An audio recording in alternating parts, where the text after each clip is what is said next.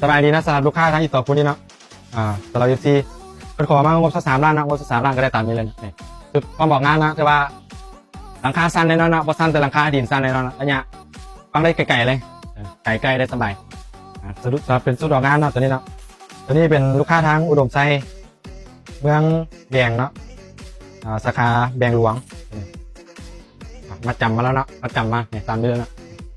แล้วเราเก็บไปทาง20 ล้านเนาะปกติเขาจะขายแพงกว่านี้นะแต่ว่าอันนี้คือ FC เนาะ FC ติดตามเขาบดนเนาะก็เลยตัดราคาพอแพงไง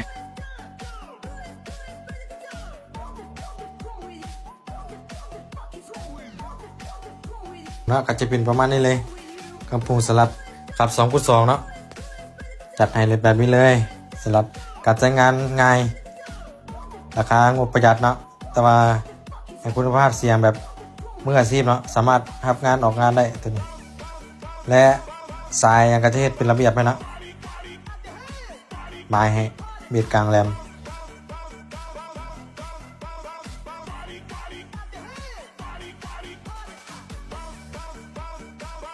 ส่วนตู้ก็จะใส่ขอบเล็กหูจับเล็ก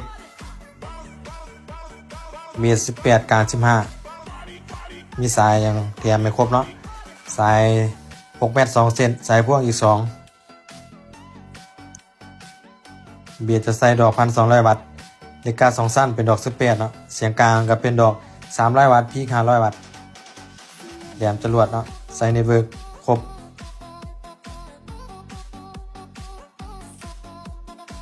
สำหรับใครที่สนใจนะติดต่อทางอินบ็อกซ์ TikTok ได้เลยว่า Facebook อ่านขายกันเสียงเปล่าๆยังสั่งได้เนาะ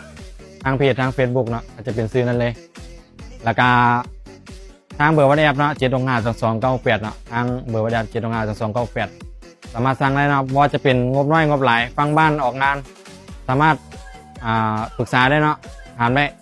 ถามก่อนซื้อก็ได้บ่ซื้อก็ได้เนาะถามได้เนี่ยสามารถแนะนำให้คือตัวนี้นะลูกค้ามีงบประมาณ25 ล้านนะลูกค้าวันนะเขาก็เลยว่าจัดตัวดีๆเลยแต่ว่าในราคาก็3 ล้าน5 แสนเนาะจะได้ประมาณนี้แหละประมาณนี้นะอย่าไปร้องอยู่คนส่งไงขอบใจ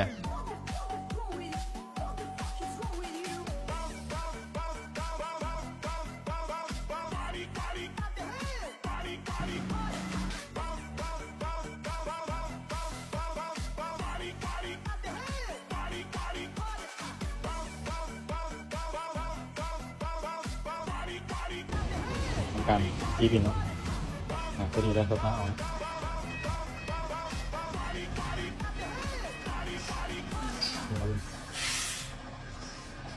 ช่วงลำแพ็คเลี้ยวที่เราเป็นมาลุ้นสาขาบ้านไปเลยนะ